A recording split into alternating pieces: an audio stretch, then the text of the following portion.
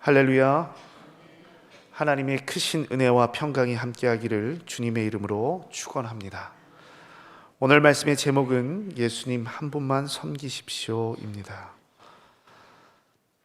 열왕기하 17장은 총 세 부분으로 나눌 수 있습니다. 1절부터 6절은 마지막 왕 호세아와 아수르에 의해 함락된 사마리아 이야기입니다. 7절부터 23절은 여호와 신앙을 저버린 이스라엘에 대한 회고입니다. 그리고 24절부터 41절은 멸망한 땅에서 시작된 새로운 형태의 혼합신앙입니다. 오늘 열왕기하 17장 말씀을 통해 하나님의 놀라운 은혜가 저와 여러분 삶 가운데 함께하기를 간절히 축원합니다. 북이스라엘은 19명의 왕과 8번의 정권이 바뀌는 동안 단 한 번에 한 명의 선한 왕도 배출할 수 없었습니다. 결국 호세아를 마지막으로 멸망합니다. 분명 풍요롭고 안정된 시기도 있었습니다. 나름의 개혁도 시도했습니다. 하지만 패망할 수밖에 없었습니다. 그 이유는 간단합니다.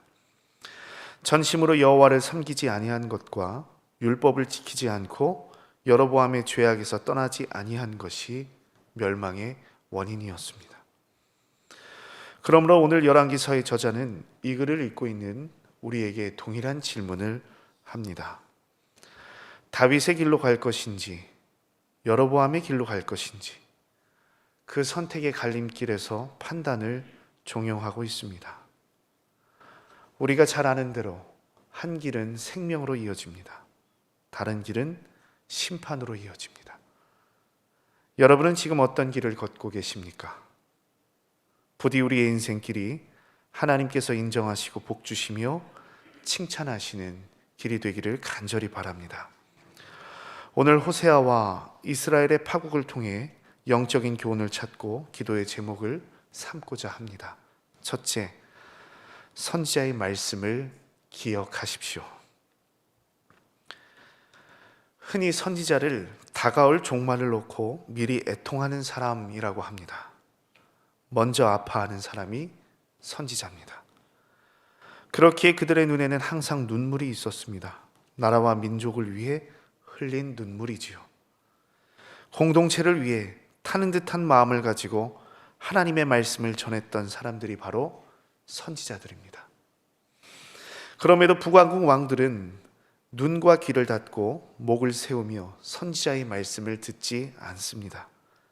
14절입니다. 그들이 듣지 아니하고 그들의 목을 곧게 하기를 그들의 하나님 여호와를 믿지 아니하던 그들 조상들의 목과 같이 하여 하나님의 말씀을 듣지 않았다는 겁니다. 엘리야, 엘리사, 미가, 아모스, 호세아 모두 북왕국의 선지자들이었습니다. 쟁쟁한 메신저들이었습니다. 이름만 들어도 알만한 사람들이었죠. 여러분, 엘리야 무슨 뜻입니까? 엘이 야훼이시다. 참 하나님은 여호와시다 라는 뜻입니다. 엘리사 무슨 뜻입니까? 하나님은 전능하시다 라는 뜻입니다. 호세아 무슨 뜻입니까? 그 전능하신 야훼께서 우리를 구원하신다. 하나님의 뜻은 이 선지자들을 통해 선명하고 강력하게 퍼졌습니다. 끊임없이 선지자들을 통해서 여호와 신앙을 말씀하고 계신데 이들은 그 손길을 완강히 거부합니다. 철저히 무시합니다. 왜 이토록 선지자의 말을 듣지 않고 여호와 신앙을 거절하였을까? 왜 이리도 받아들일 수 없었을까? 아마도 이들은 여호와 신앙을 갖는 일을 남유다에 다시 복속되는 일로 이해했는지 모릅니다. 신명기 12장에서 나오는 것처럼 이스라엘 백성이 여호와를 섬기는 제단은 하나여야 합니다. 오직 하나님 여호와께서 자기 이름을 두시려고 택하신 곳에서 이스라엘은 예배해야 합니다. 그곳이 어디입니까? 사무엘하 7장과 열왕기상 8장에서 언급하는 것처럼 예루살렘입니다. 예루살렘에서 예배해야 합니다. 그렇기에 북왕국 왕들은 왕권 초기부터 이 예루살렘을 대체할 성소를 마련하려고 노력했습니다. 그렇게 생긴 곳이 바로 열왕기상 10장에 나오는 새로운 예배처 베델입니다. 북왕국의 창시자 여로보암은 베델과 단에 금송아지를 놓고 그들만의 신전을 세웁니다. 그리고 이후 이것이 국가의 정체성이 됩니다.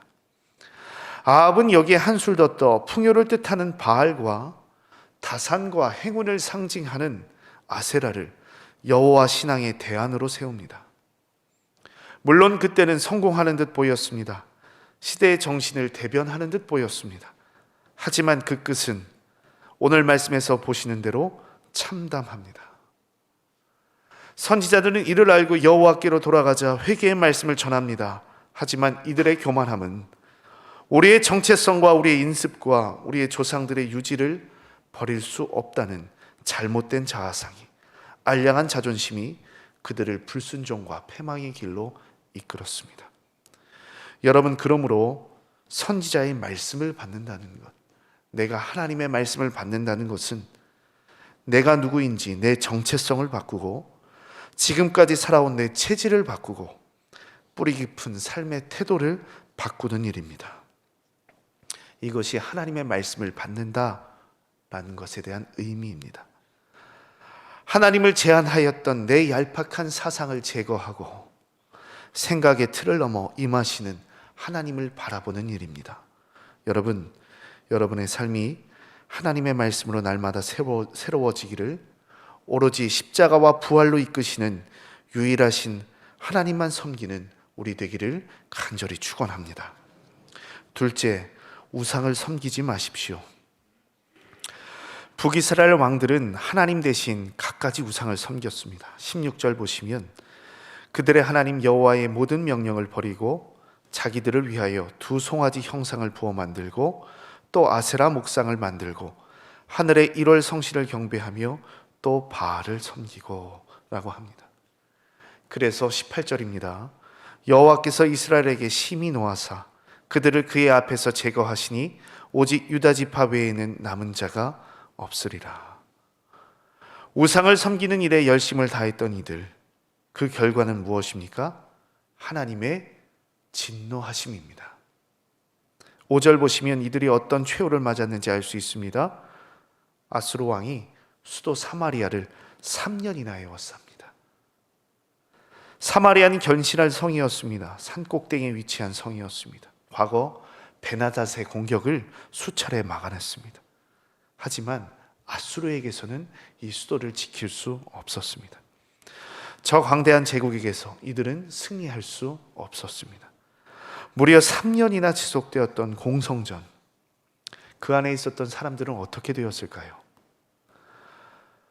우리가 열왕기하 6장에 아람왕 베나닷을 에워쌌을 때, 베나닷이 에워쌌을 때를 생각해 보면 먹을 게 없어 비둘기 똥까지 거래되며 서로의 아들을 잡아먹어야 했던 그 끔찍한 역사를 우리가 생각할 수 있습니다. 여러분, 우상 숭배의 결말이 무엇입니까? 하나님 아닌 데서 인생의 해답을 찾으려 했던 시도의 최후는 무엇입니까? 완전한 멸망입니다.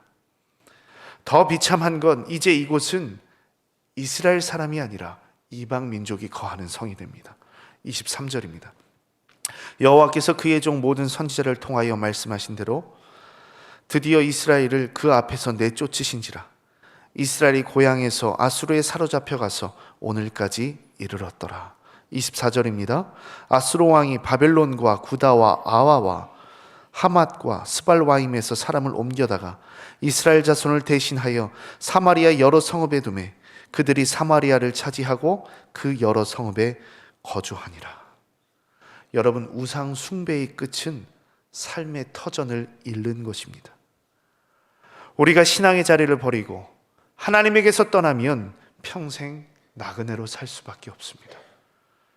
하나님의 마음을 아프시게 하는 만큼 더 이상 사마리아는 선택받은 민족이 아닌 버림받은 민족으로 잊혀진 사람들로 기억됩니다. 여러분, 우상 숭배를 경계하시기 바랍니다. 내가 만든 신이란 책에서 팀 켈러 목사는 다음과 같이 말합니다. 인간의 마음은 우상 공장이요, 우리 일상 무엇이든지 우상이 될 수 있다.